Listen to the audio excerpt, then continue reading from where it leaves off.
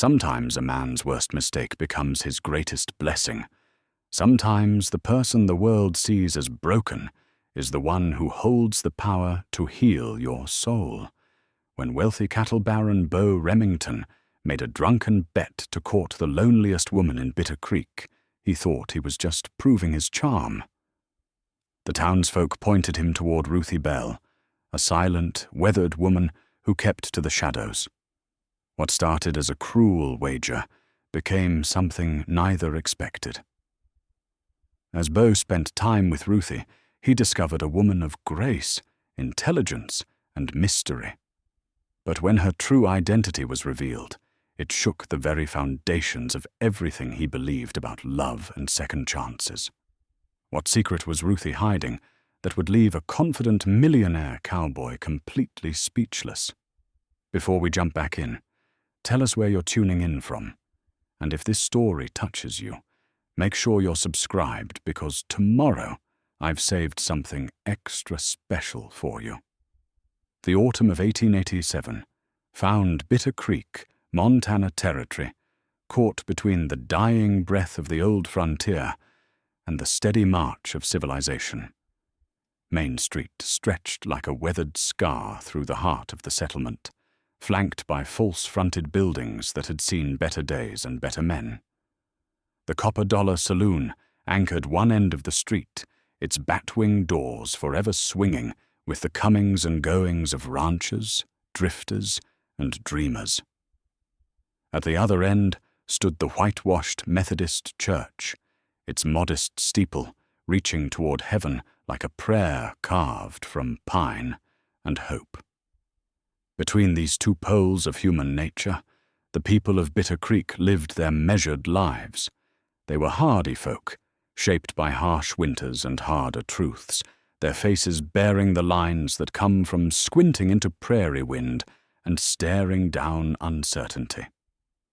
Most had come west, carrying nothing but ambition and the clothes on their backs, and those who survived learned that respect was earned one honest day at a time. Into this world rode Beauregard Beau Remington III, though he went by just Beau among the common folk, a concession to democracy that cost him nothing and bought him everything. At 32, he possessed the kind of easy confidence that came from never having wanted for anything. His black stallion, Thunder, was worth more than most men in Bitter Creek saw in a year, and his silver spurs caught the morning light like captured stars. Beau's cattle empire stretched across 3 counties, and his brand, a flowing R that looked like a river, marked nearly 10,000 head of prime beef.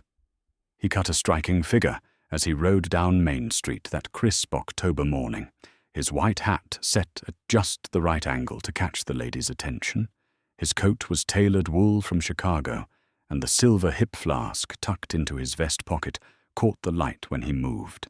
That flask had been his grandfather's, engraved with the Remington family crest, and it held the finest Kentucky bourbon money could buy. Today, as most days, it would prove both his confidence and his downfall. The townspeople paused in their daily routines to watch him pass. Sarah Whitman stopped hanging laundry on her line behind the general store, her hands still clutching a damp shirt. Old Pete McCready looked up from shoeing a horse outside his smithy, his hammer suspended mid-swing. Even the children playing marbles in the dusty street grew quiet, sensing something significant in the air. Beau tipped his hat to the ladies and nodded to the men with the casual grace of someone who'd never doubted his welcome anywhere. He tied Thunder to the hitching post outside the Copper Dollar and stepped through the batwing doors like he owned the place, which, truth be told, he could have bought without much thought. The saloon smelled of tobacco, whiskey, and the dreams of men who worked with their hands. Sawdust covered the floor, and a battered piano sat silent in the corner, waiting for evening and the return of Molly McGrath, whose voice could make even the hardest cowboy think of home.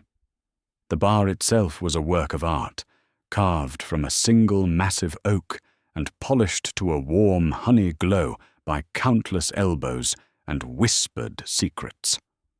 "Well, I'll be," called out Jake Morrison, the saloon keeper, his voice carrying the hint of Ireland that 30 years in America hadn't quite erased. "If it ain't the Cattle King himself, what brings you down from your palace on the hill, your majesty?" Beau laughed, a sound like coins clinking in a prosperous man's pocket. "Now, Jake, you know I'm just a simple rancher, trying to make an honest living." He pulled out the silver flask and set it on the bar with a satisfying thunk. "Though I reckon I've done well enough to stand around for any man present who's honest enough to drink with me." A cheer went up from the handful of cowboys nursing morning coffee, and the hair of the dog that bit them. These were good men, mostly, ranch hands and small farmers who knew the value of $1 because they'd worked for everyone. They gathered around Beau like iron filings to a magnet, drawn by his easy generosity and the stories that always seemed to follow in his wake. "Tell us, Beau," said Charlie Henderson, a grizzled cowpoke who'd ridden with some of the best outfits in the territory. "What's a man like you need with us working folk? Surely you got better company up at that fancy spread of yours." Beau took a swig from his flask and felt the bourbon warm him from the inside out. "Charlie, my friend, money can buy you a lot of things, but it can't buy you real friendship or honest conversation. Besides," he added with a grin that had charmed senators' daughters and saloon girls alike, "I figured it was time I got to know my neighbors better. Man can't live on beef and bank statements alone." The conversation flowed as freely as Jake's whiskey, touching on cattle prices, weather prospects, and the latest news from the territorial capital. But as the morning wore on and the flask made its rounds, the talk grew more personal, more boastful. It was Charlie who first mentioned the ladies of Bitter Creek, wondering aloud if any of them might catch the eye of the famous bachelor rancher. "Truth is," Beau said, his voice carrying the slight blur that comes with good bourbon and better company, "I've never met a woman I couldn't charm into a dance or a dinner if I set my mind to it. Money helps, sure enough, but there's something to be said for knowing how to treat a lady with proper respect and attention." "Is that so?" piped up young Tommy Garrett, barely old enough to shave, but full of the kind of mischief that keeps small towns interesting. "Any woman, you say?" Beau straightened up, his pride engaged now like a gear in a well-oiled machine. "Any woman with sense enough to recognize a gentleman when she sees one." The men exchanged glances, the kind that passes between conspirators and fools. Jake Morrison leaned across the bar, his eyes twinkling with the possibility of entertainment. "Well, now, that's quite a claim indeed." "It's not a claim," Beau said, his voice carrying the absolute conviction of a man who'd never been refused anything by anyone. "It's a simple fact of nature." Tommy grinned, showing teeth that still held the memory of boyhood. "Care to make it interesting?" And there it was, the moment that would change everything, hanging in the tobacco-scented air like smoke from a just-fired gun. Beau felt the familiar thrill of a challenge, the same feeling that had driven him to build his empire and tame his corner of the frontier. He took another drink from the flask, feeling the bourbon settle warm and confident in his belly. "What did you have in mind, son?" "Simple wager," Tommy said, his voice carrying the practiced innocence of youth-planning mischief. "You pick any woman in Bitter Creek and convince her to be your lady for the Founders' Day supper next week. If you can do it, we'll each put up $10 to say you're the charming man you claim to be." Beau laughed, already counting his winnings. "That's hardly sporting, Tommy. Might as well ask me to prove the sun rises in the east." "Ah, but here's the catch," Charlie added, his weathered face creasing into a grin that spoke of many years watching human nature unfold. "We get to pick the lady." The saloon grew quiet except for the tick of the grandfather clock in the corner and the distant sound of a freight wagon rumbling down Main Street. Beau felt his confidence waver for just a moment, like a candle flame in a sudden breeze, before settling back into its steady burn. "Any woman in Bitter Creek?" he asked. "Any woman," Tommy confirmed. "And if I succeed, you'll admit that Beauregard Remington is indeed a man of considerable charm." "We'll shout it from the church steeple," Jake promised. Beau extended his hand, and Tommy shook it with the enthusiasm of youth, about to witness something memorable. "Then, gentlemen, you have yourself a bet." The men huddled together like generals planning a campaign, their voices dropping to excited whispers. Beau sipped his bourbon and gazed out the saloon window at the street beyond, where ordinary people went about their ordinary lives, unaware that one of their number was about to become the center of an extraordinary wager. When the men turned back to him, their faces wore the satisfied expression of cats who'd cornered a particularly fat mouse. "Ruthie Bell," Charlie announced, with the solemnity of a judge pronouncing sentence. "We choose Ruthie Bell." The name fell into the silence, like a stone into still water, sending ripples of unease through the gathered men. Even in a territory where eccentrics were as common as sagebrush, Ruthie Bell stood apart. She was the woman who walked the edges of town like a shadow, wrapped always in a worn brown shawl that had seen better decades.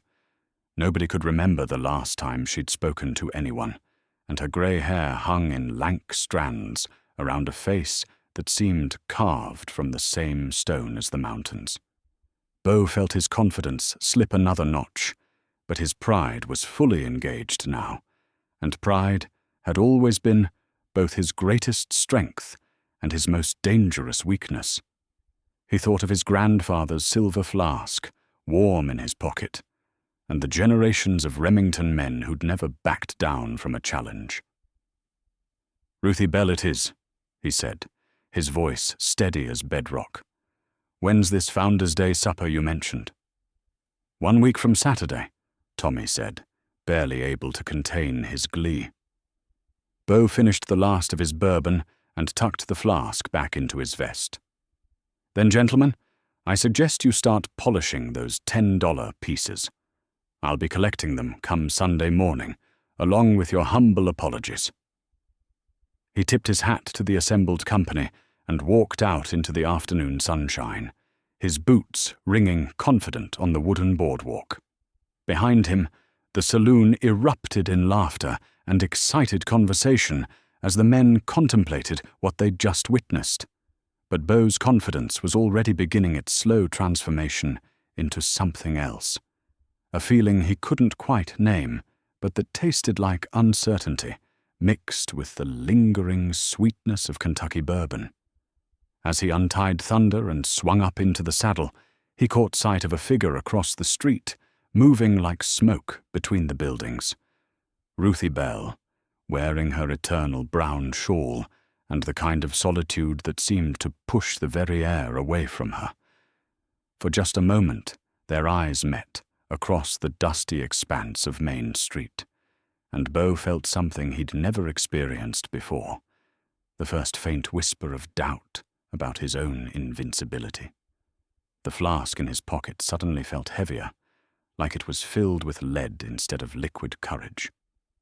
3 days passed before Beau worked up the courage to approach Ruthie Bell, though he would never have admitted to needing courage for anything.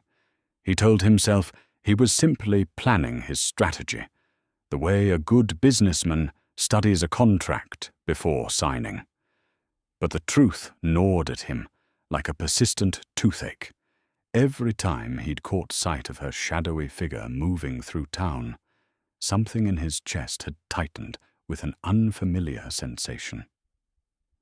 On Wednesday morning, he found her where he'd expected, tending the small vegetable garden behind the abandoned Hutchins place. The property had stood empty for 3 years, ever since old Samuel Hutchins died without heir or explanation, but someone had been keeping the garden alive. Beau dismounted Thunder and approached the weathered fence, his boots crunching on the frost-brittle grass.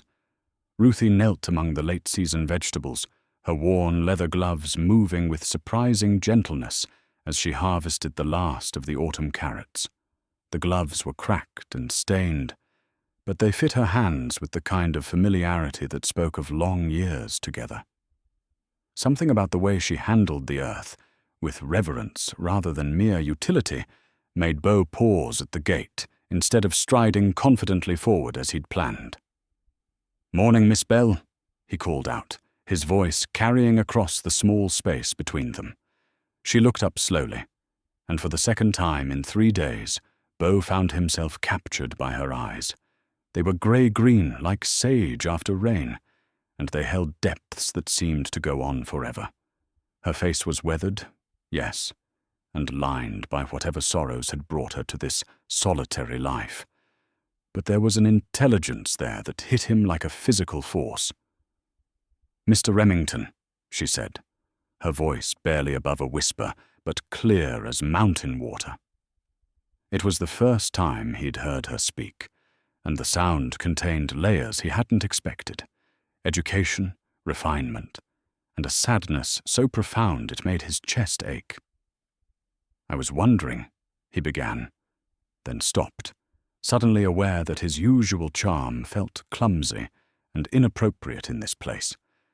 "That is, I was hoping you might do me the honor of accompanying me to the Founder's Day supper." Ruthie Bell set down her handful of carrots and studied him with the kind of attention usually reserved for reading fine print. Her silence stretched between them like a held breath, and Beau felt sweat gathering under his collar despite the cool morning air. "Why?" she asked finally. The simple question caught him completely off guard.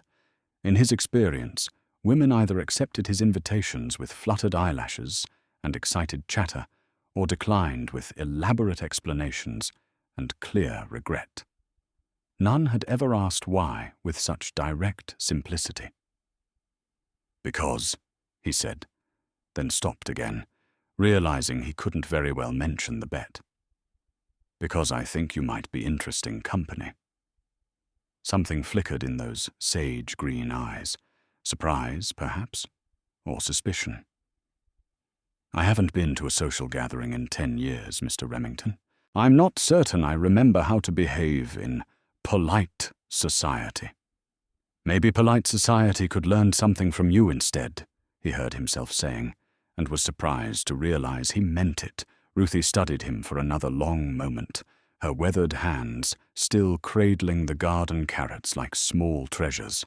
Then, to his amazement and growing confusion, she nodded.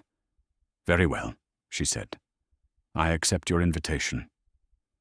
Beau felt a rush of triumph that was immediately followed by something much more complicated, a responsibility he hadn't anticipated and wasn't sure he wanted.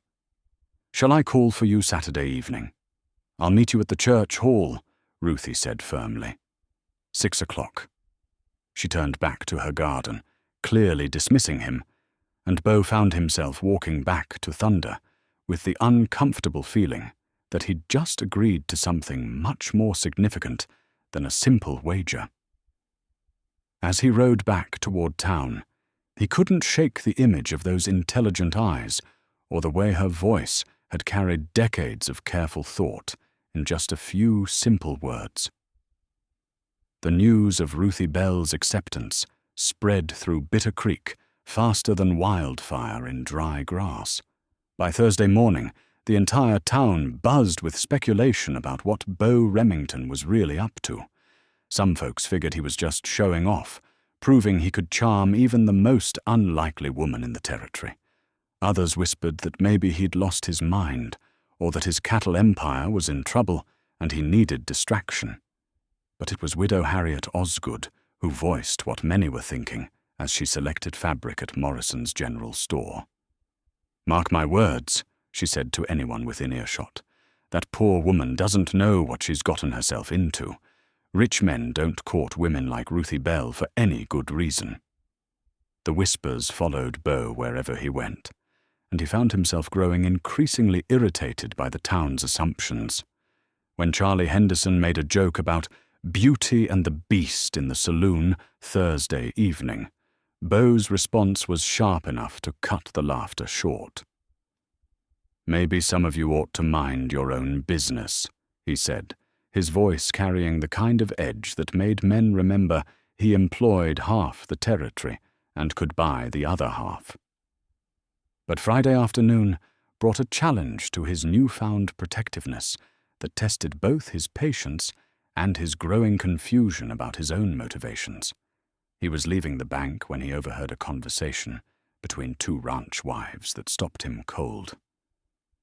"I heard she talks to herself in that garden," Mrs. Peterson was saying to her companion.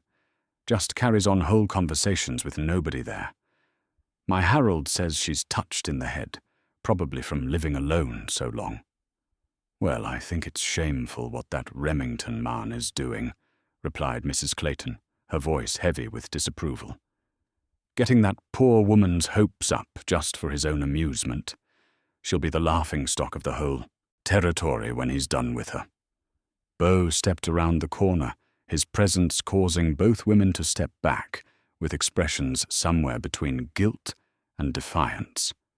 "Ladies," he said, tipping his hat with exaggerated courtesy, "I couldn't help but overhear your concern for Miss Bell's welfare.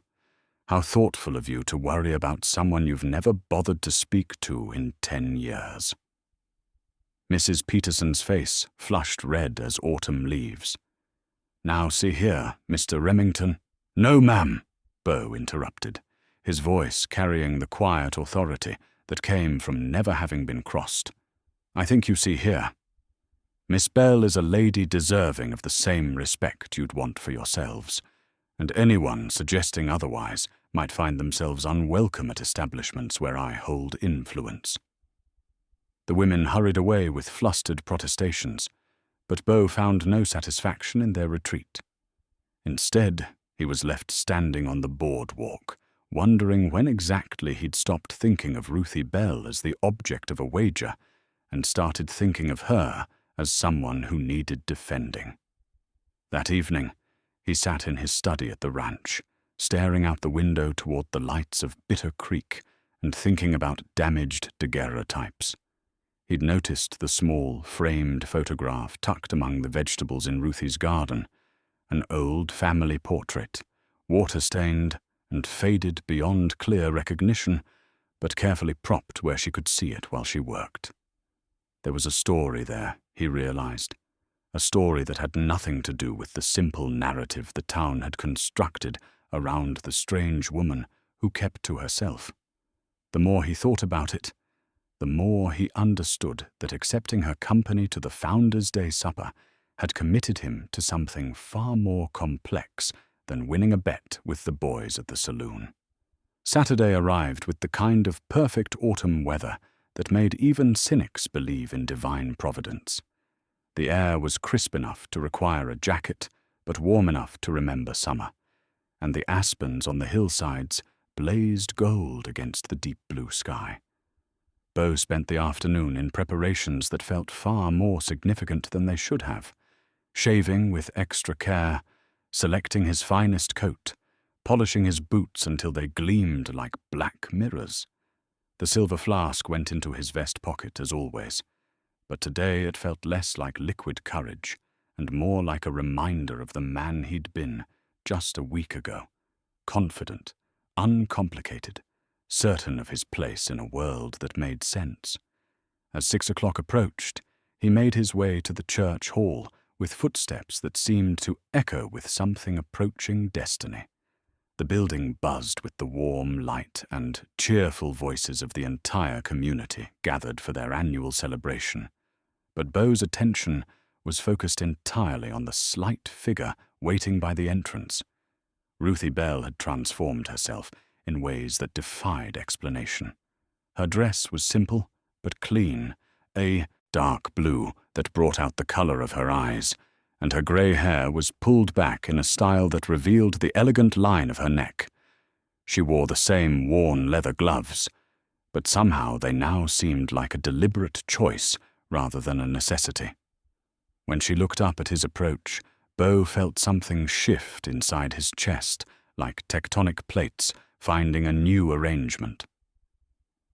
"Miss Bell," he said, offering his arm. "You look lovely this evening." "Thank you, Mr. Remington," she replied, and her voice carried a warmth that made him wonder what other surprises this night might hold.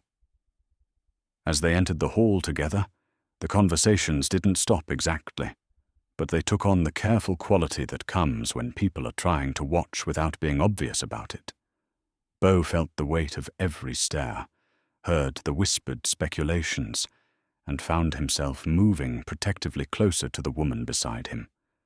But it was Ruthie who surprised him again. Instead of shrinking from the attention, she straightened her shoulders and met the curious gazes with calm dignity, like a queen acknowledging her subjects. There was something in her bearing that spoke of different times, different circumstances, different expectations. The evening was about to begin in earnest, and Beau was beginning to suspect that everything he thought he knew about Ruthie Bell, and about himself, was wrong. The Founders' Day supper unfolded like a carefully orchestrated dance of small-town society, with everyone knowing their steps and their place in the grand design. The church hall had been transformed with autumn decorations, corn stalks bundled in the corners, pumpkins arranged on gingham-covered tables, and the warm glow of kerosene lamps casting golden circles against the approaching darkness. Beau guided Ruthie to a table near the center of the room, acutely aware of every whispered conversation that paused as they passed. He pulled out her chair with the same courtesy he'd shown to senators' daughters in Denver, and was rewarded with a smile that transformed her weathered face into something approaching beautiful. "This is quite lovely," Ruthie said, her voice carrying across the table with perfect clarity. I'd forgotten how welcoming this community could be when it chose to.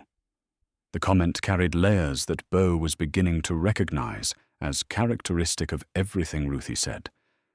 There was history there, and memory, and perhaps a touch of irony that suggested she saw more than she let on.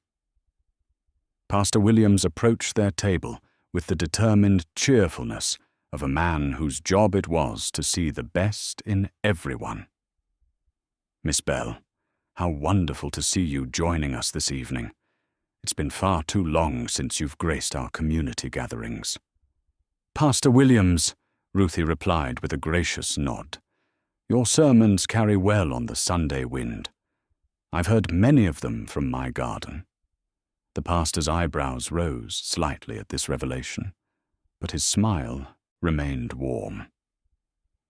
"Well then, you know you're always welcome to hear them from inside as well." As the evening progressed, Beau found himself in the peculiar position of discovering that his assumptions about Ruthie Bell had been not just wrong, but spectacularly misguided. When Mrs. Fitzgerald mentioned the difficulty of teaching her youngest to read, Ruthie offered a suggestion about phonetic methods that demonstrated not just familiarity with educational theory, but deep understanding of how children's minds worked. "I find," Ruthie said, her hands resting calmly on the table beside a hand-carved wooden box she'd brought as her contribution to the community auction, "the children learn best when the lessons connect to something they already love. If young Timothy enjoys helping his father with the horses, perhaps stories about horses might make the letters more interesting to him." Mrs. Fitzgerald stared at Ruthie, as if seeing her for the first time. "Why, that's exactly what his teacher in Billings suggested when we lived there. How did you—" She stopped herself, clearly realizing she was about to ask questions that might prove uncomfortable. But Beau was asking himself the same questions.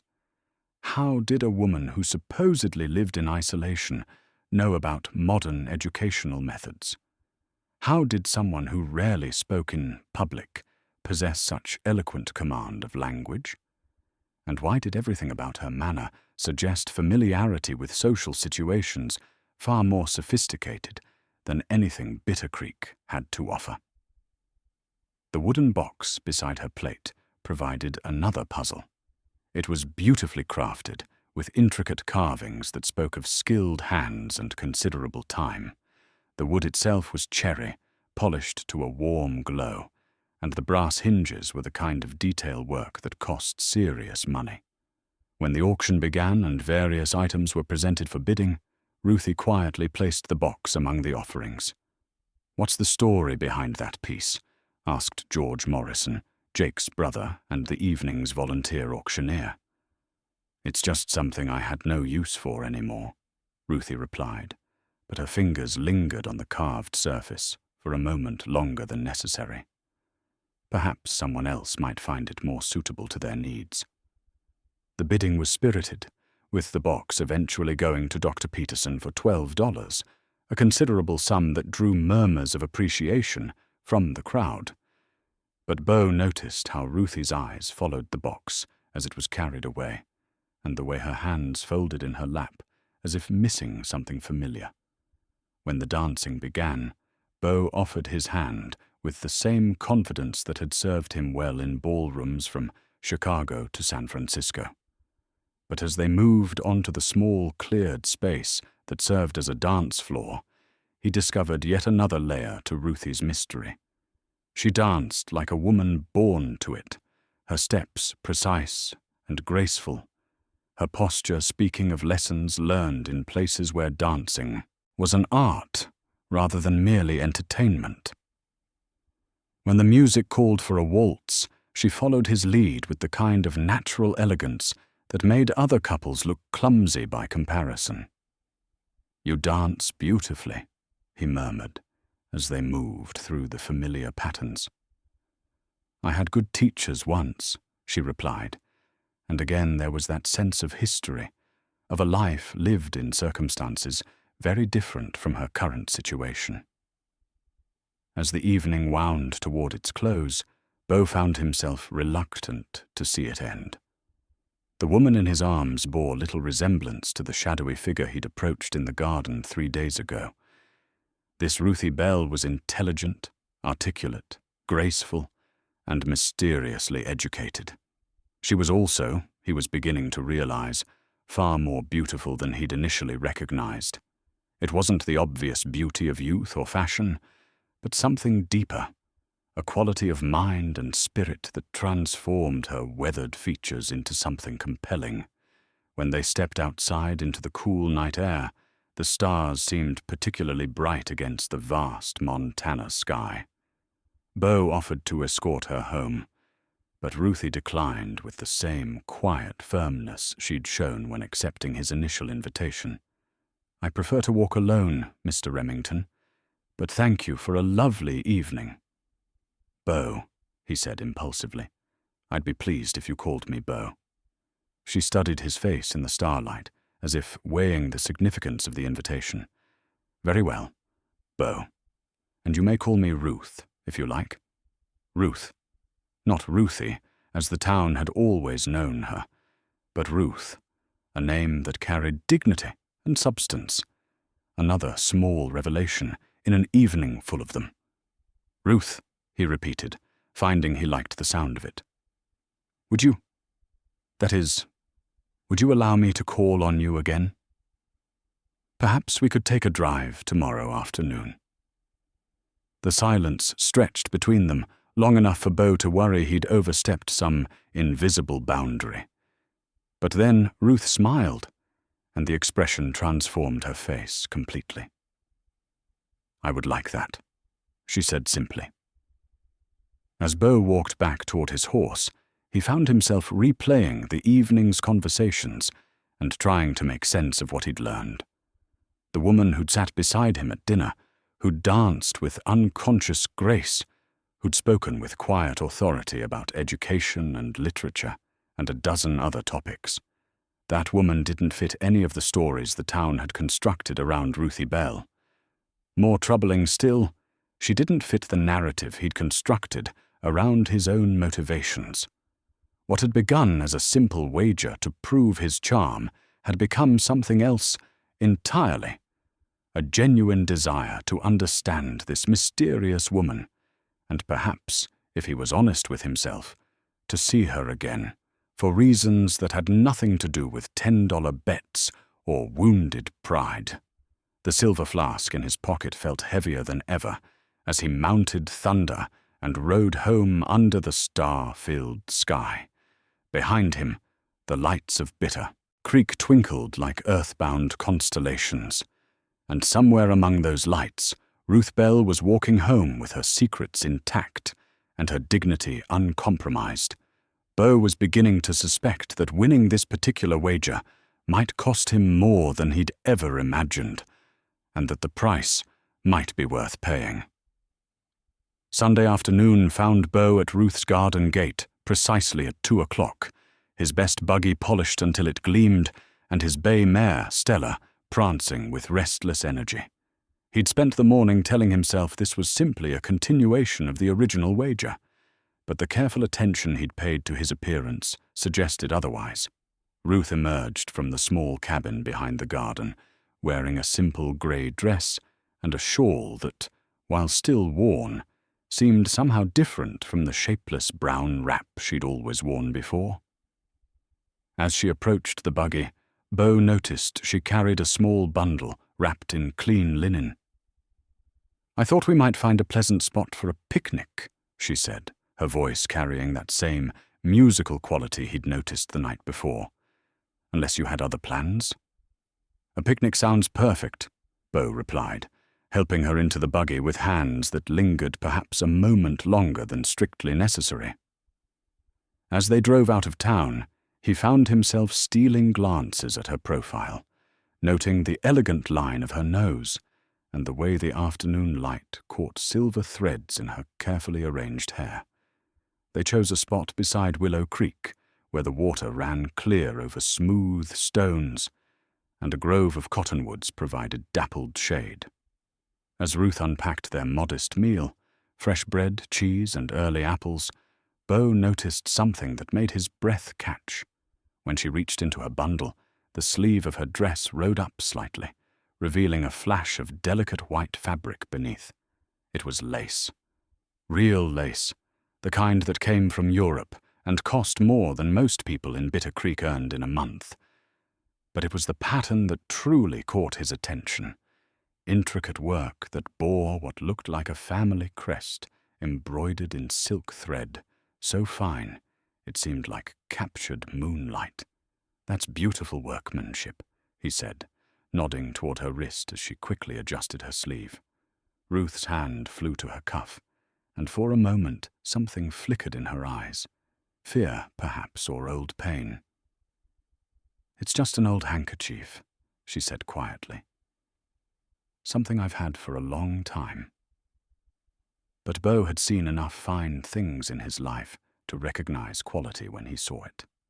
That embroidered handkerchief represented the kind of wealth that made his cattle empire look modest, and the family crest, though he couldn't make out the details, suggested lineage that stretched back generations. "You don't have to explain anything to me, Ruth," he said gently. "We all carry pieces of our past."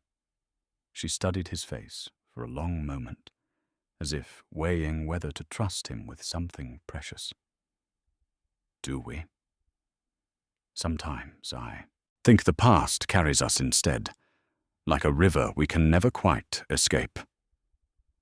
The sadness in her voice touched something deep in Beau's chest, and he found himself leaning forward with an intensity that surprised them both. "What river are you trying to escape?" Ruth was quiet for so long that Beau began to think she wouldn't answer. When she finally spoke, her words came slowly, as if each one required careful consideration. "Have you ever lost everything, Beau? Not just money or property, but everything that made you who you thought you were?" "No," he admitted. "I've been lucky that way. I thought I was lucky once, too." She picked up one of the apples and turned it slowly in her hands, studying its red skin as if it held answers to questions she couldn't voice. I had a family, a name that meant something, a future that seemed as solid as these mountains. What happened? Fire, she said simply. Fire takes more than buildings. It can take souls if you're not careful. Beau wanted to ask more, to understand the pain that shadowed her words, but something in her posture warned him to wait. Instead, he found himself talking about his own life, his own struggles, the pressure of living up to his family name, the loneliness that came with wealth, the way success could become its own kind of prison. Sometimes I think I built my whole life around proving I could have anything I wanted, he said, surprised by his own honesty. But wanting something and understanding its value aren't the same thing. No, Ruth agreed. They're not. As the afternoon wore on, their conversation meandered like the creek beside them, touching on books, philosophy, the changing face of the territory, and dreams both fulfilled and abandoned. Beau discovered that Ruth possessed not just intelligence, but wisdom, the kind that came from suffering transformed into understanding. When she mentioned reading Tennyson's latest work, Beau stared at her in amazement. How did you get a copy of Locksley Hall 60 years after? It was only published last year. Ruth's hand went instinctively to her embroidered cuff. I have my ways of keeping up with literature that matters to me. Another mystery. Books like that didn't just appear in isolated Montana settlements, especially not in the hands of women who supposedly lived in poverty. But before Beau could pursue the question, Ruth deflected with a question of her own. What do you dream about, Beau? When you're alone in that big house of yours, what do you wish for? The question caught him off guard with its directness. He'd never been asked what he dreamed about, only what he planned to accomplish or acquire. Lately, he said, and the admission felt like stepping off a cliff. I dream about conversations like this one, about finding someone who sees past the money and the reputation to whatever's actually worth seeing underneath. Ruth's eyes met his across their simple picnic, and something passed between them that had nothing to do with wages or social expectations.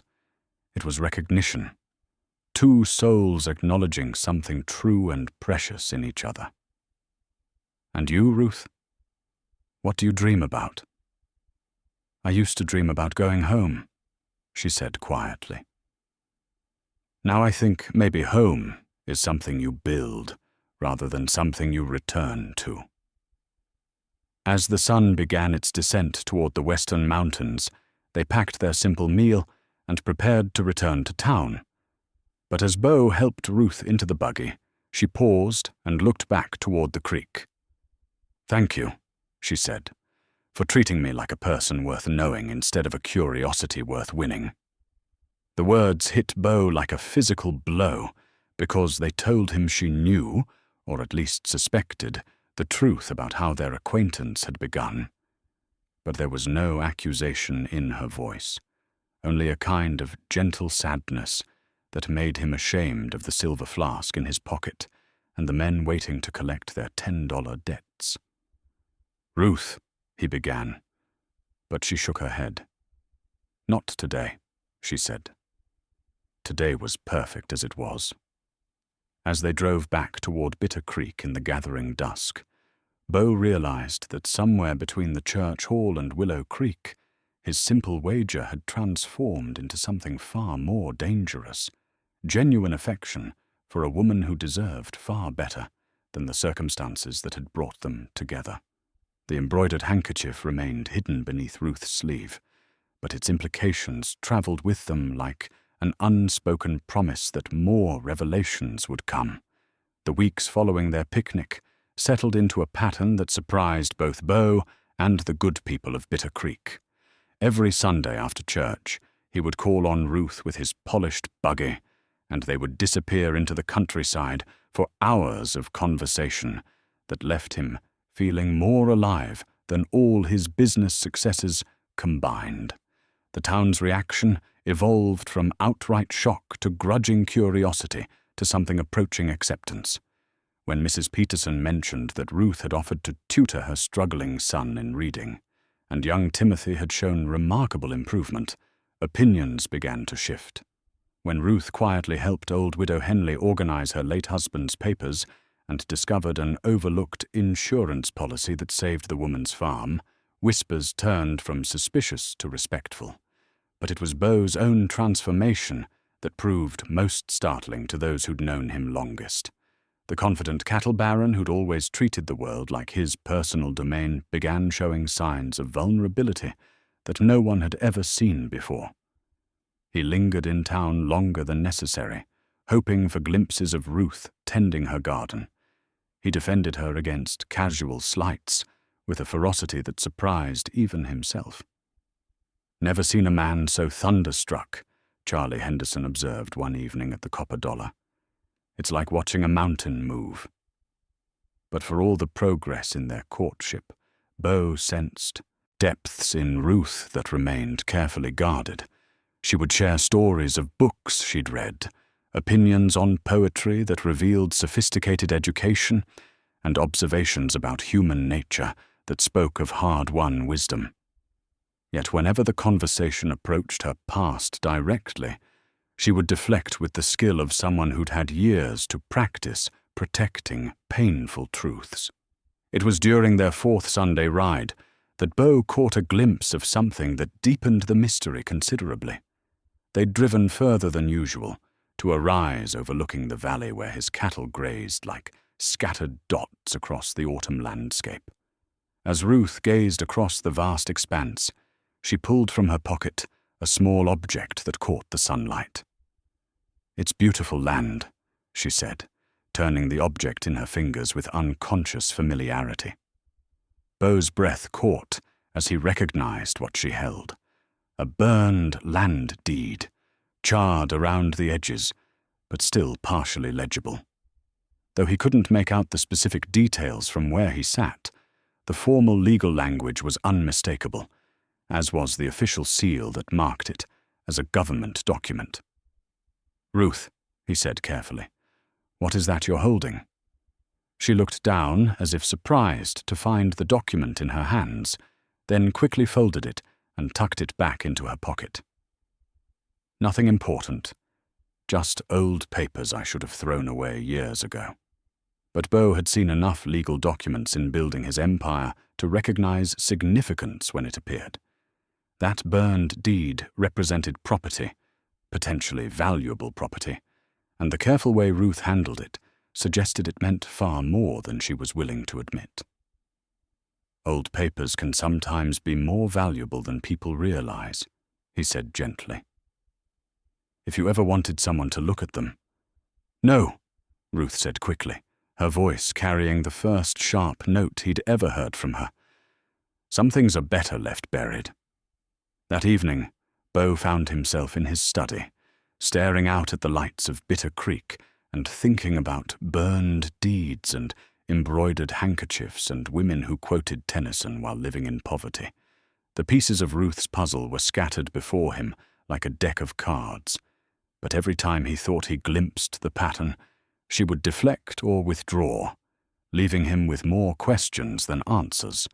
His business was suffering from his distraction, though his foreman was too diplomatic to say so directly. Cattle prices needed negotiating, winter preparations required supervision, and a dozen other matters demanded his attention. But Beau found his thoughts constantly returning to conversations beside Willow Creek, and the way Ruth's eyes held depths that seemed to go on forever. It was his cook, Maria, who finally voiced what others had been thinking. "Senor Beau," she said one evening, as she cleared his untouched dinner. "This woman, she has your heart, yes?" "It's complicated, Maria." "Love is always complicated," the elderly woman replied with the wisdom of someone who'd seen 3 generations of Remington men struggle with matters of the heart. but some complications are worth the trouble. That night, Beau lay awake, thinking about complications, and wondering when exactly his feelings for Ruth had evolved beyond the original wager into something that felt dangerously close to love. The thought should have terrified him. Beauregard Remington III, who'd never been dependent on anyone for anything, was becoming emotionally dependent on a woman whose past remained largely a mystery. But instead of fear, he felt something he'd never experienced before. A desire to protect and cherish someone whose well-being had become more important than his own pride or comfort. The next morning brought news that would test both his growing feelings and Ruth's carefully maintained privacy. Jake Morrison approached him at the bank with information that would change everything. "Beau," Jake said, his voice carrying the weight of significant news. "You know how you've been asking subtle questions about Ruth Bell's background? What have you found?" "Talked to my cousin over in Helena yesterday. He's been working with the Territorial Records Office, and some interesting documents have surfaced. Papers related to a family called McAllister. You ever hear that name?" Beau's heart began beating faster. McAllister was a name that carried weight throughout the territory, associated with mining fortunes and political influence that stretched back to the earliest days of settlement. "What kind of papers?" "Property deeds, mostly. Seems the McAllister family owned considerable holdings in this area before some kind of tragedy struck. Fire, from what my cousin gathered, killed most of the family and destroyed their estate." Jake paused, studying Beau's face with the intensity of a man who enjoyed being the bearer of significant news. "Thing is, there might have been a survivor, a daughter who disappeared around the time of the fire. No one knows what happened to her." The burned deed in Ruth's pocket suddenly took on new significance, as did the embroidered handkerchief and her sophisticated education and her familiarity with wealth and refinement. Pieces of the puzzle were beginning to form a picture that took Beau's breath away. "Jake," he said quietly, "I need you to find out everything you can about the McAllister family. Everything. But keep it quiet. I don't want rumors spreading until we know for certain what we're dealing with. You think Ruth Bell might be. I think Ruth Bell might be someone very different from who this town believes her to be. And if I'm right, her reasons for hiding could be a matter of life and death." Jake Morrison's investigation consumed the next 2 weeks like a slow-burning fire. Each day brought new fragments of information about the McAllister family tragedy, and each revelation made Beau more certain that Ruth Bell was harboring secrets that could reshape everything he thought he knew about her. The McAllister estate had been magnificent, according to territorial records. A sprawling ranch house with formal gardens, a private library that rivaled anything in Denver, and holdings that stretched across 3 counties. The family had been among the wealthiest in the territory, with interests in mining, cattle, and the growing railroad industry. But on a September night in 1877, fire had consumed everything. The official report blamed faulty chimney work, but Jake's cousin had uncovered witness statements suggesting something more sinister. Neighbors had reported seeing riders fleeing the scene, and there were whispers of business disputes that had turned deadly. "The whole family was supposed to have died," Jake reported during one of their private meetings at the bank. "Elias McAllister, his wife Margaret, and their daughter. But here's the thing, they never found the daughter's body. Search went on for weeks, but she just vanished." "What was her name?" Beau asked, though he suspected he already knew. "Ruth Elizabeth McAllister. 20 years old at the time of the fire. By all accounts, she was beautiful, educated, and engaged to marry the son of a Denver banking family." Beau felt something cold settle in his stomach. Ruth Elizabeth. Not Ruth Bell, but Ruth McAllister, heiress to one of the territory's greatest fortunes, survivor of a tragedy that had stolen everything she'd ever known. But Jake's investigations were attracting attention beyond their small circle. Word had reached certain parties in Helena and Denver that someone was asking questions about the McAllister tragedy, and those questions were stirring up interest among people who'd assumed the matter was permanently closed. It was Dr. Peterson who brought the first warning, arriving at Beau's ranch on a Wednesday evening with news that made Beau's blood run cold. "Strange thing happened today," the doctor said, accepting a glass of whiskey in Beau's study. "Had a visitor asking about medical records from around the time of the McAllister fire. Well-dressed fellow from back east, claimed to be researching territorial history for some university project." "What kind of medical records?" "Specifically wanted to know if anyone had treated a young woman for burns or injuries around that time. Seemed particularly interested in whether such a woman might have survived but been left changed by the experience." Beau set down his glass with hands that weren't entirely steady. "What did you tell him?" "Told him the truth, that patient records are confidential, and I don't discuss them with strangers, university project or not. But Beau, something about this fellow didn't sit right.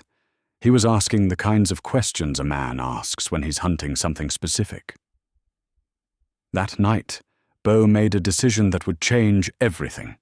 Instead of waiting for Sunday, he rode to Ruth's cabin under cover of darkness, his heart pounding with a mixture of love, fear, and desperate certainty. He found her in her garden despite the late hour, kneeling among the dying plants by the light of a small lantern. In her hands, she held a tarnished locket that she was polishing with gentle, reverent strokes. "Ruth," he called softly, not wanting to startle her. She looked up, and in the lamplight he saw something in her face that confirmed his worst fears. Knowledge that time was running out, and with it, her carefully constructed safety. "Beau," she said, rising with the graceful movement he'd come to associate with her hidden refinement. "You shouldn't be here so late. People will talk." "Let them talk," he said, dismounting and approaching her with purpose that made her step back against the garden gate. "Ruth, I know who you are." The locket slipped from her fingers, falling to the earth with a soft thud. In the lantern light, Beau caught a glimpse of the miniature portrait inside, a man and woman who bore unmistakable resemblance to the woman standing before him, their faces painted with the kind of detail that spoke of wealth and position. "I don't know what you mean," she whispered, but her voice carried defeat rather than conviction. "Ruth Elizabeth McAllister," he said gently. "Daughter of Elias and Margaret McAllister, heiress to one of the greatest fortunes in the territory. Survivor of a fire that was supposed to have killed her along with her parents." Ruth's face crumpled as if he'd struck her, and she sank back against the gate with a sob that came from somewhere deep in her soul. "How did you find out? Does it matter?" Beau stepped forward and gathered her into his arms, feeling her small frame shake with years of suppressed grief and fear. "What matters is that you're in danger. People are looking for you, Ruth. People who thought you were dead and might prefer to keep it that way." "You don't understand," she said against his chest, her voice muffled by his coat. "They killed my parents, burned everything we'd built, everything we were.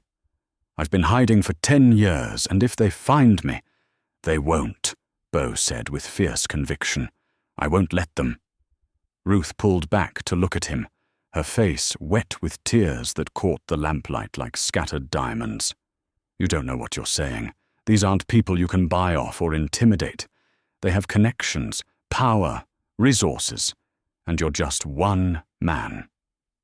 "I'm a man who loves you," Beau said.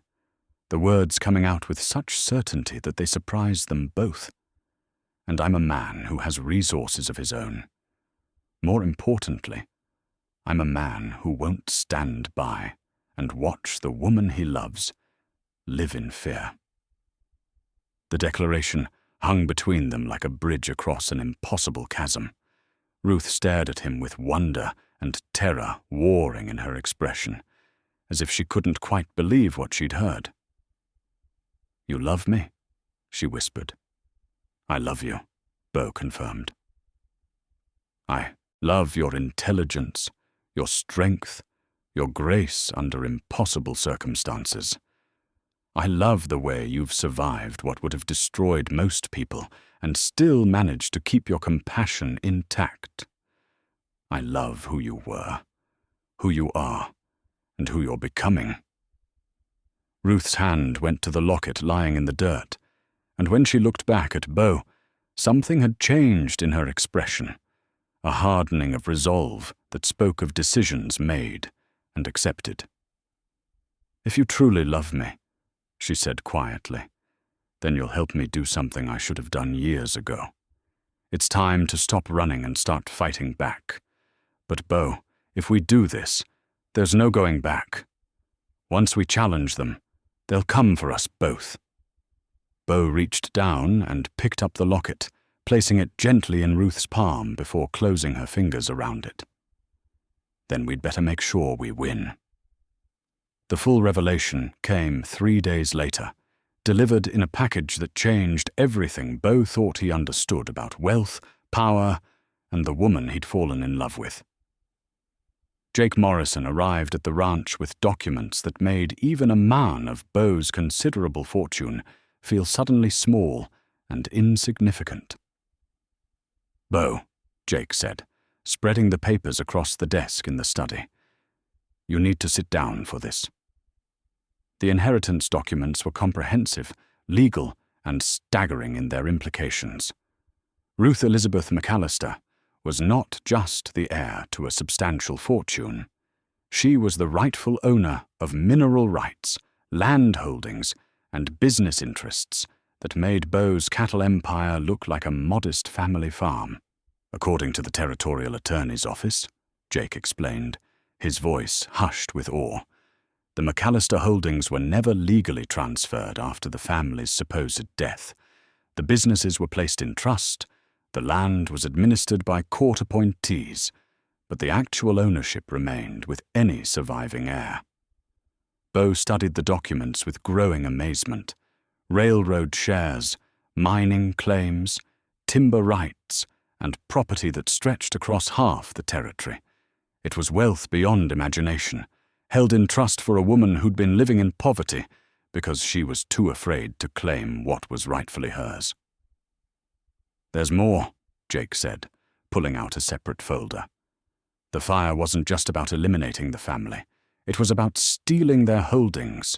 3 men stand to lose everything if Ruth McAllister resurfaces to claim her inheritance." The names on the documents hit Beau like physical blows. Senator Harrison Walsh, the territorial representative who'd been pushing for statehood. Judge Marcus Crawford, whose court decisions had shaped property law throughout the region.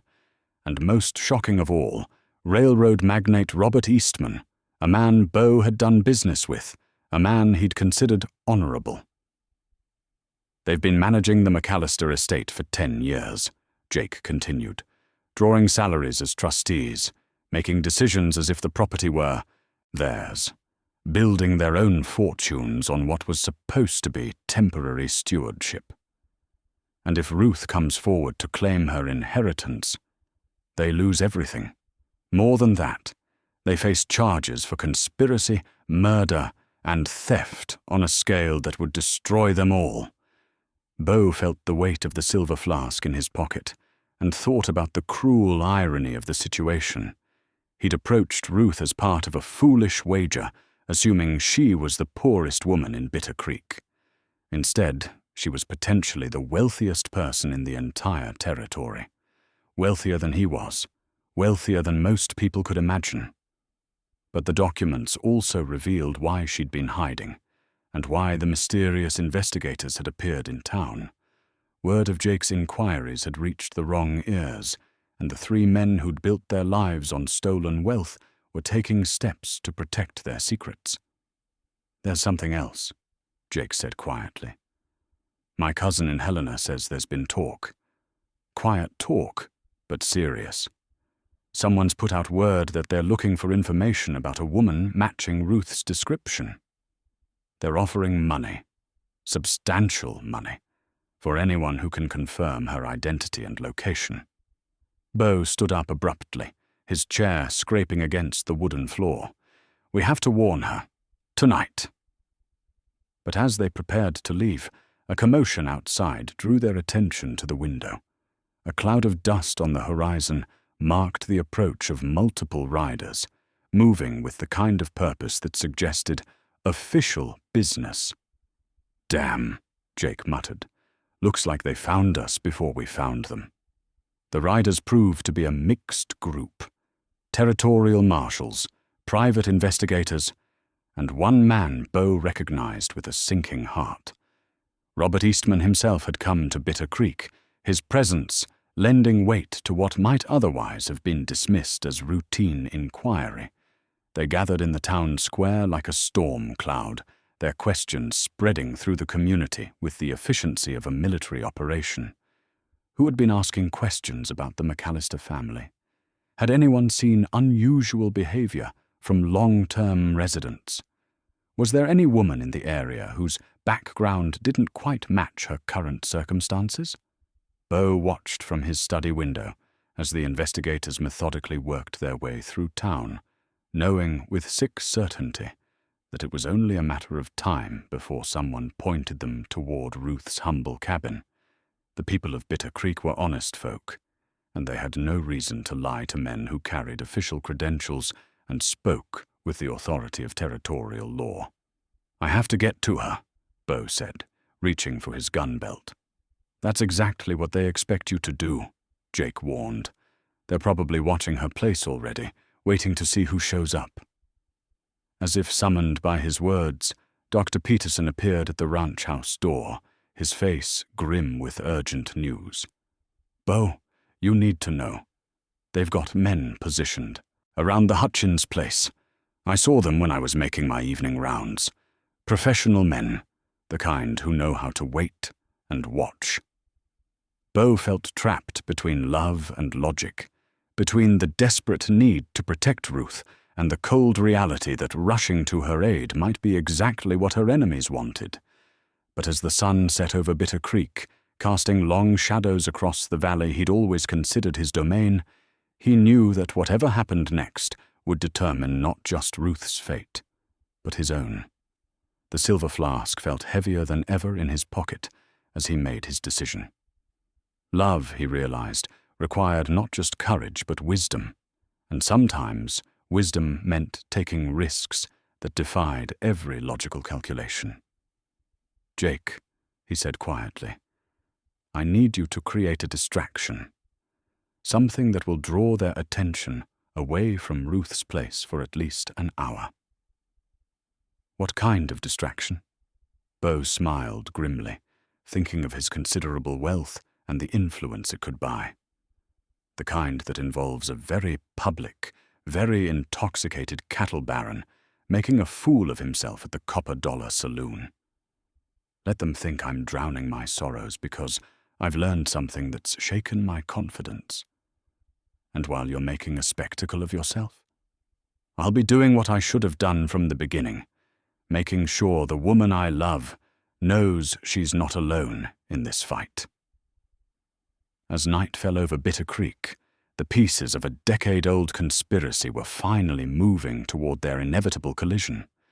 Ruth Elizabeth McAllister was about to discover that her carefully constructed anonymity had been shattered, that the inheritance she'd never dared claim was within her reach, and that the love she'd found in hiding might be strong enough to help her reclaim everything she'd lost. But first, she would have to survive the night, and the men who had killed her parents were very good at making sure their secrets stayed buried. The inheritance documents lay scattered across Beau's desk like promises of justice long delayed, while outside, the forces of greed and fear gathered for a confrontation that would determine whether truth and love could triumph over a decade of carefully constructed lies. The grandfather's gold pocket watch had been her father's most treasured possession, and Ruth held it now with trembling fingers as she prepared for what might be her final night of hiding. Beau's warning had reached her through Dr. Peterson's careful visit, and she knew the men who'd destroyed her family were closing in like wolves, scenting wounded prey. But for the first time in 10 years, Ruth Elizabeth McAllister felt ready to stop running. She moved through her small cabin with deliberate purpose, gathering the few items that truly mattered. The embroidered handkerchief went into a small leather pouch, along with the burned land deed and the inheritance documents she'd hidden beneath a loose floorboard for a decade. The tarnished locket containing her parents' portraits hung around her neck, warm against her heart. But it was the pocket watch that held the most power. Engraved on its golden surface was the McAllister family motto, Veritas Vincit. Truth conquers. Her father had carried it through business dealings that built an empire, and her mother had wound it every morning for 25 years of marriage. Now Ruth wound it one final time, feeling its steady tick mark the seconds until her old life would either be reborn or buried forever. Outside, she could hear the subtle sounds that marked the presence of watchers, a boot scraping against stone, the soft whinny of a horse being restrained, the whispered conversation of men who thought they were being silent. They were professionals, these hunters, but Ruth had spent 10 years learning to listen for danger. She blew out her lamp and moved to the window, peering through a gap in the curtains toward the town lights. Somewhere out there, Beau was creating the distraction that would give her a chance to reach the one place where she might find safety. The Remington Ranch, with its loyal hands and defensible position. The sound of breaking glass from the direction of the Copper Dollar Saloon told her Beau's performance had begun.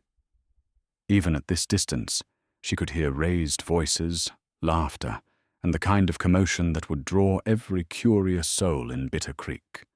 It was a generous gesture from a man who was risking his reputation to save her life, and Ruth felt her heart swell with love that was mixed with terrible fear for his safety. A soft knock at her door made her freeze, every muscle tensed for flight, but the voice that called out was familiar and welcome. "Miss Ruth, it's Maria Vasquez. Senor Beau sent me." Ruth opened the door to find Beau's cook standing with a bundle of men's clothing and a determined expression that brooked no argument. "Quickly, señorita," Maria whispered. "We change your clothes, fix your hair. You must look like my nephew who comes to help in the kitchen." The transformation took only minutes, but Ruth was amazed by how completely it changed her appearance. With her grey hair pinned up under a wide-brimmed hat and her feminine curves hidden by loose work clothes, she looked like just another ranch hand heading home after a long day.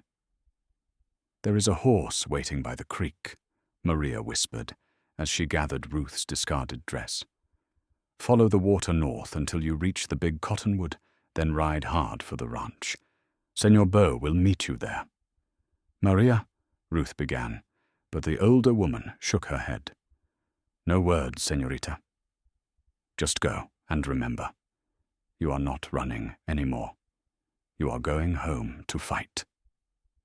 Ruth slipped out the back of the cabin and made her way through the darkness toward Willow Creek, her heart pounding with each step.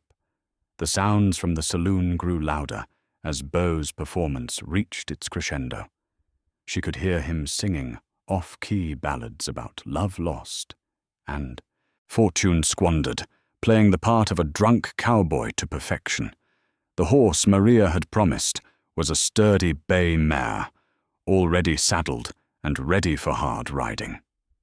Ruth swung into the saddle with movements that betrayed her years of finest riding instruction, then guided the horse along the creek bank toward the rendezvous point.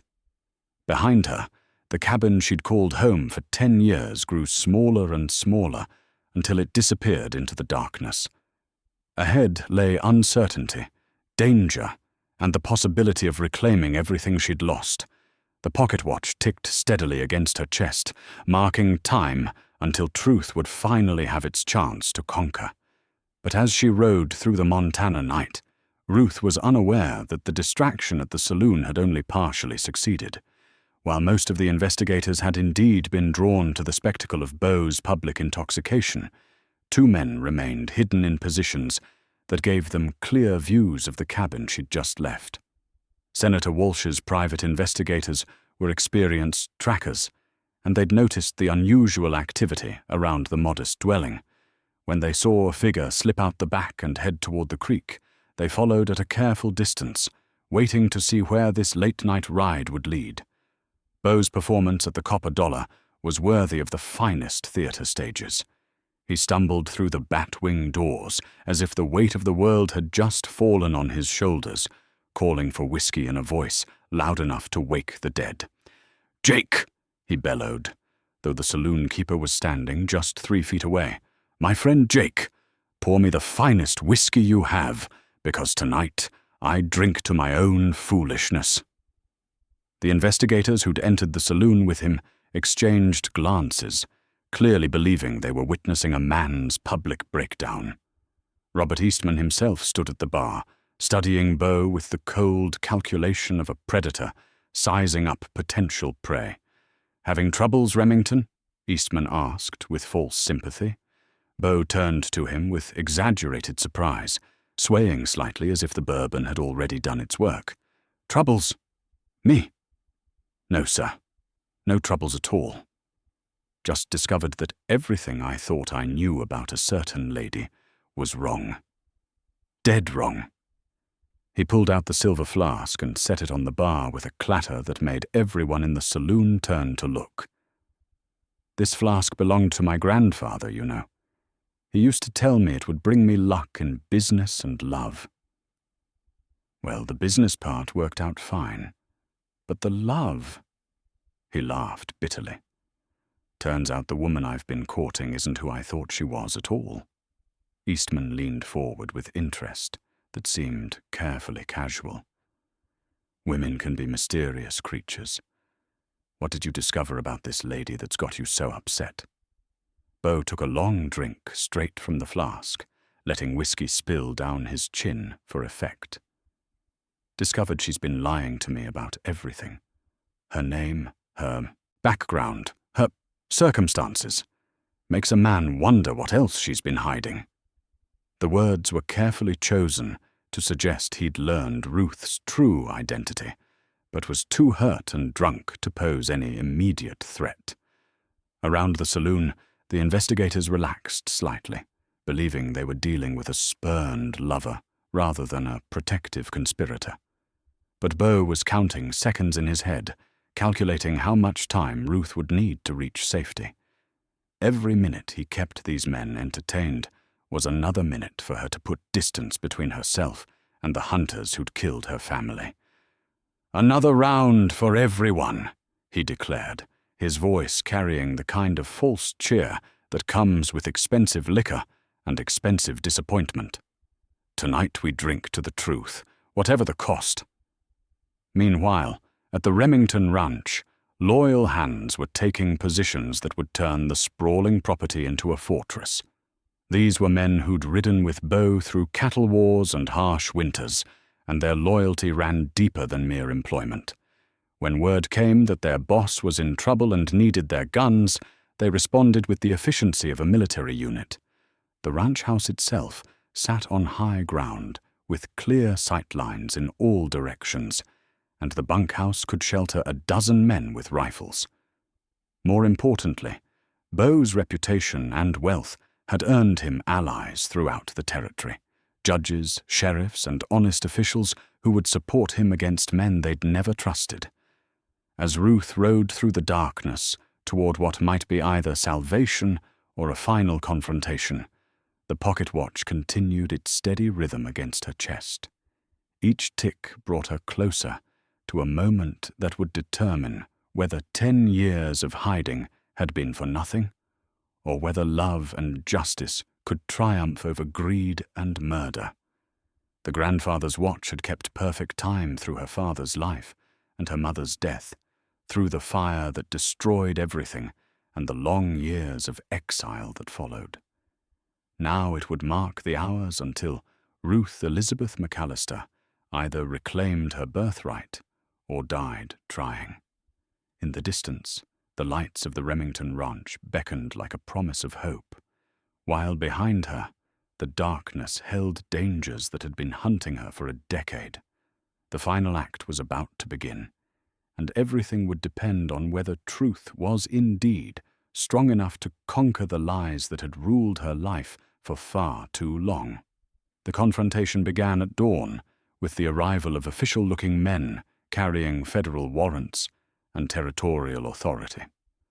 Ruth had reached the safety of the Remington ranch just hours before, and now she stood in the main house parlor, wearing a simple blue dress that Maria had found for her, her father's gold pocket watch chain visible against the dark fabric.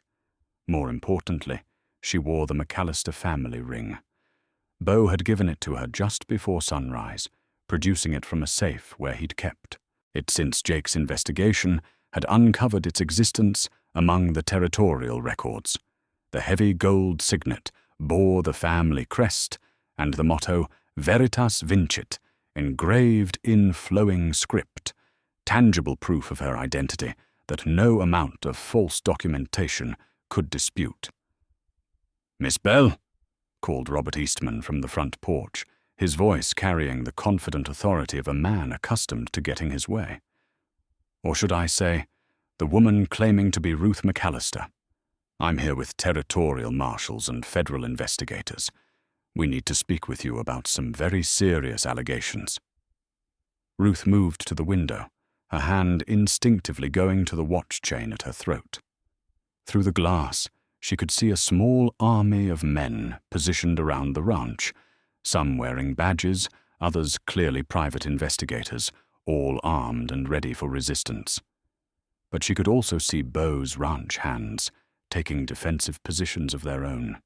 Loyal men with rifles who'd die before they'd let harm come to their boss or his lady. "Mr. Eastman," Ruth called back, her voice carrying across the morning air with surprising strength. "I believe you already know who I am, or you wouldn't be here." Eastman stepped closer to the house, flanked by 2 territorial marshals whose faces showed the uncomfortable expressions of men caught between conflicting authorities. "The woman known as Ruth McAllister died in a fire 10 years ago," Eastman declared. "Whatever game you're playing here, it ends now. Come out peacefully, and we'll discuss this matter in a civilized fashion." "Actually," said a new voice from behind the assembled men, "I think we need to discuss what happened the night of that fire." Everyone turned to see Jake Morrison approaching with a group that included Judge Harrison from the county seat, Sheriff Williams, and Dr. Peterson. More importantly, Jake carried a leather satchel that seemed to make Eastman visibly nervous. "Judge Harrison," Eastman said quickly, "this is territorial business. I'm not sure county authority applies here." "It applies when someone brings me evidence of murder and conspiracy," Judge Harrison replied grimly. He was an older man whose reputation for fairness was matched only by his hatred of corruption. "Mr. Morrison has presented some very disturbing documents to my court." Jake opened the satchel and withdrew papers that rustled in the morning breeze like leaves carrying secrets.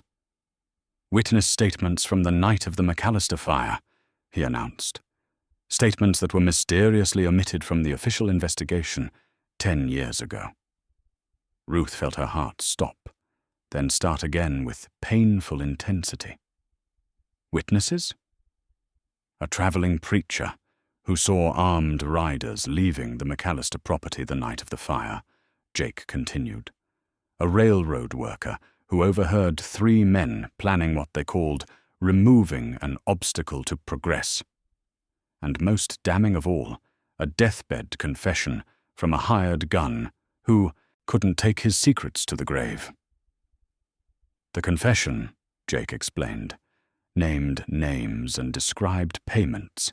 It detailed how the McAllister family had discovered irregularities in territorial land deals, irregularities that would have exposed a conspiracy involving Senator Walsh, Judge Crawford, and Robert Eastman himself. "These are lies," Eastman snarled, but his confidence was cracking like ice under spring sun. "Fabrications designed to support an elaborate fraud." "Then you won't mind if we examine this," Ruth said, stepping out onto the porch with quiet dignity. She held up her hand, and the McAllister family ring caught the morning light like captured fire. The crest was unmistakable, the workmanship unique, and the way it fit her finger spoke of inheritance rather than theft.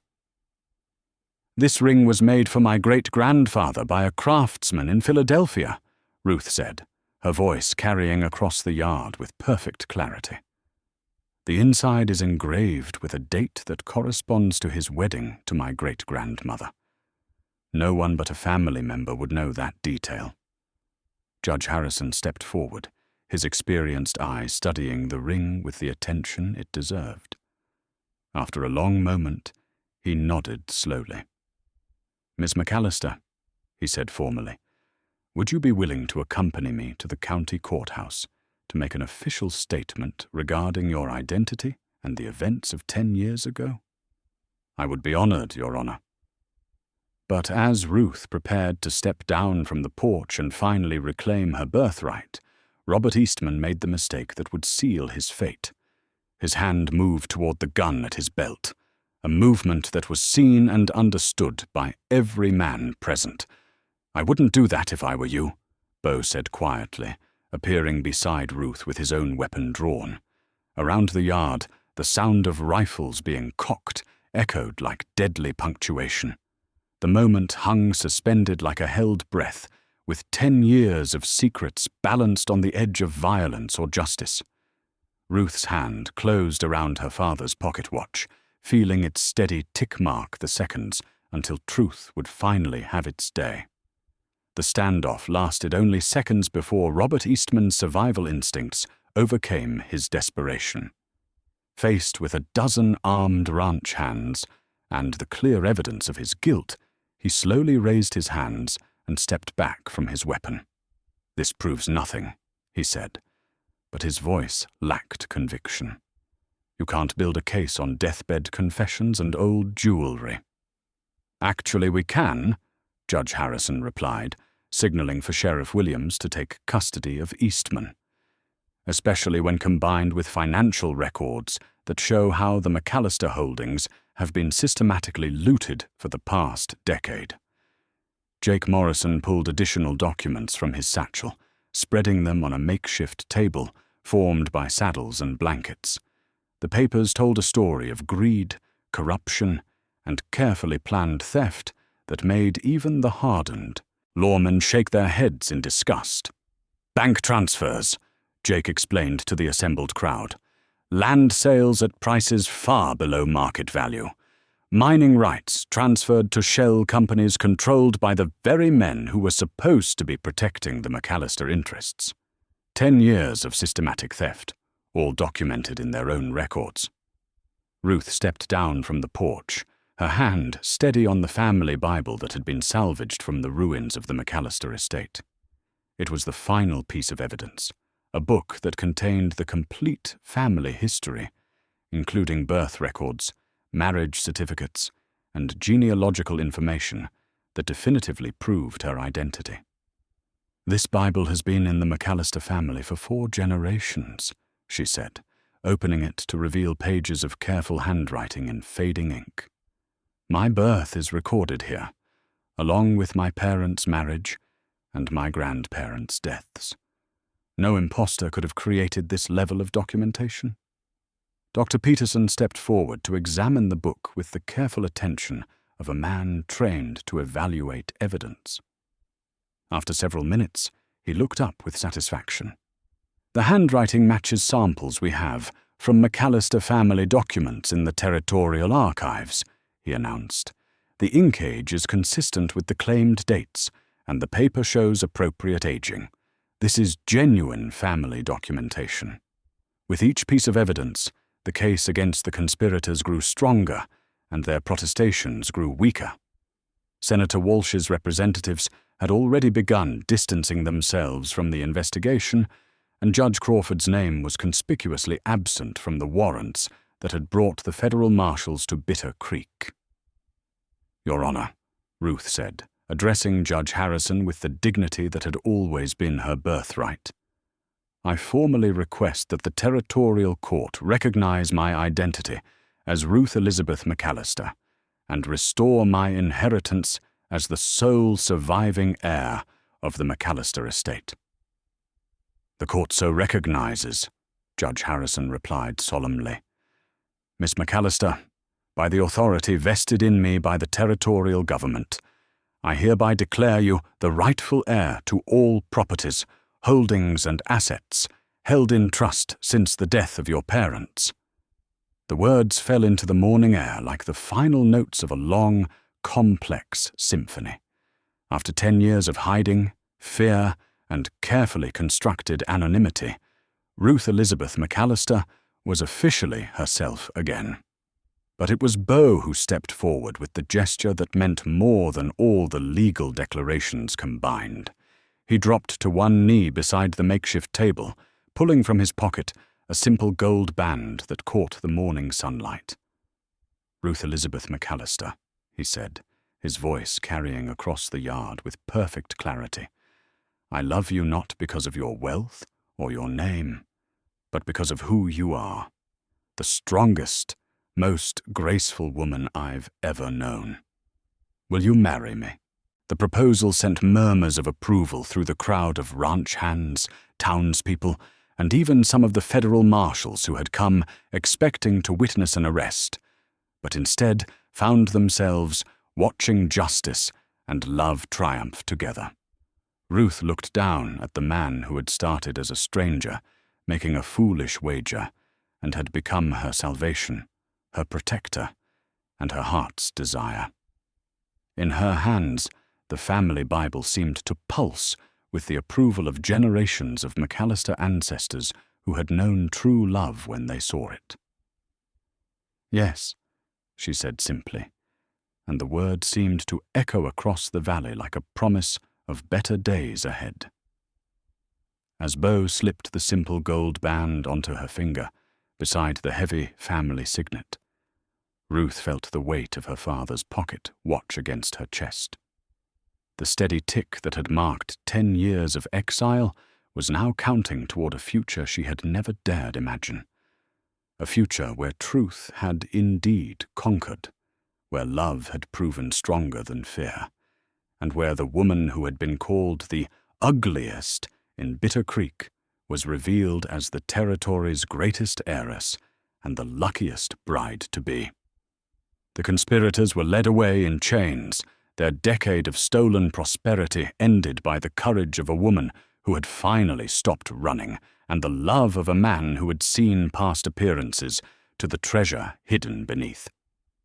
As the crowd began to disperse, preparing for what would become the most celebrated wedding in Montana Territory's history, Ruth and Beau stood together on the porch of the ranch that would soon be their shared home, watching the sunrise paint the mountains gold with the promise of new beginnings. 6 months later, the wedding bells of Bitter Creek's Methodist Church rang out across the valley with a joy that seemed to lift the very mountains toward heaven. Ruth Elizabeth McAllister. Remington stood beside her husband in the same church where she had once hidden in shadows, now radiant in ivory silk that had been her grandmother's, and wearing the new wedding rings that symbolized not just their union, but the triumph of love over every obstacle that had tried to keep them apart. The transformation of both bride and groom was remarkable to witness. Ruth had blossomed from the weathered, silent woman who tended gardens in solitude into a confident lady whose intelligence and grace commanded respect throughout the territory. But more importantly, she had retained the compassion and wisdom that suffering had taught her, using her restored wealth to help others who faced hardship and injustice. Beau had changed as well, his cocky confidence maturing into genuine leadership, and his surface charm deepening into the kind of character that drew people to him, not for what he owned, but for who he had become. The silver flask still resided in his vest pocket, but now it held not liquid courage, but pressed wild flowers from their first picnic, a reminder of the day he'd begun to understand the difference between wanting something and truly valuing it. The church overflowed with guests who represented every corner of their lives. Cattlemen and miners sat beside former servants from the McAllister estate who had traveled from Denver to witness their young mistress's happiness. Federal judges shared pews with ranch hands, and even some of the investigators who had initially hunted Ruth now attended as friends, having learned the truth about the conspiracy they had unknowingly served. Pastor Williams performed the ceremony with the special joy that comes from witnessing love overcome seemingly impossible odds. His voice carried clearly as he spoke about the mysterious ways that Providence sometimes uses our worst mistakes to lead us to our greatest blessings. "When a foolish wager brings two souls together," he said, his words reaching every corner of the packed church, "we can only marvel at how wisdom works through folly, and how love sees treasure where the world sees only hardship." The reception that followed was held on the grounds of the rebuilt McAllister estate, where Ruth's family home had risen from the ashes like something from a fairy tale. But this new house, while grand, was also welcoming, designed to be a home for family rather than just a display of wealth. In the garden where Ruth had once hidden her secrets, long tables now groaned under the weight of celebration.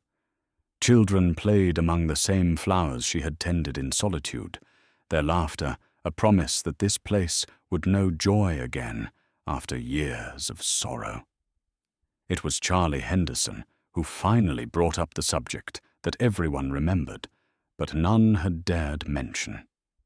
Raised by good whiskey and surrounded by friends both old and new, he stood and lifted his glass with the ceremonial gravity the moment deserved. "Ladies and gentlemen," he called out, his weathered voice carrying across the garden, "I think it's time we all admitted something. 6 months ago, some of us made what might have been the worst bet in the history of Montana Territory." Laughter rippled through the crowd as people remembered the original wager that had brought Beau and Ruth together. Even Ruth smiled, her hand finding Beau's as Charlie continued his speech. "We dared this man to court the woman we called the ugliest in Bitter Creek," Charlie said, his voice growing serious. "Shows how much we knew about seeing true beauty. Turns out we were pointing him toward the most beautiful woman any of us had ever met. We were just too blind to recognize it."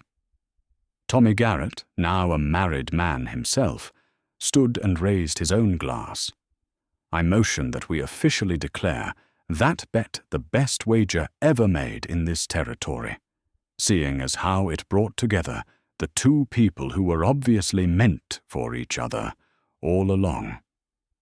The toast that followed was enthusiastic and heartfelt, but it was Ruth who had the final word on the subject of their unusual courtship. "The funny thing about that wager," she said, rising with the natural grace that had always been hers, "is that Beau wasn't the only one who won something unexpected. When he offered his arm to the woman everyone pitied, he gave me something I'd lost 10 years ago." The courage to believe that someone might see me as worth knowing, not just worth helping. She looked around the garden at faces that had become dear to her, people who had learned to see past appearances and assumptions to the truth underneath. Sometimes, she continued, her voice carrying the wisdom that came from surviving the worst and finding the best, what looks like the end of your story is really just the beginning of a better chapter. Sometimes the person the world overlooks is exactly the person you need to find. As the evening settled into the comfortable rhythm of good friends celebrating life's unexpected gifts, Ruth and Beau walked together through the garden where their love had first begun to grow. The new wedding rings caught the last light of sunset, but it was the simple gold band on Ruth's finger that held the most meaning, not because of its value, but because of the love it represented and the future it promised.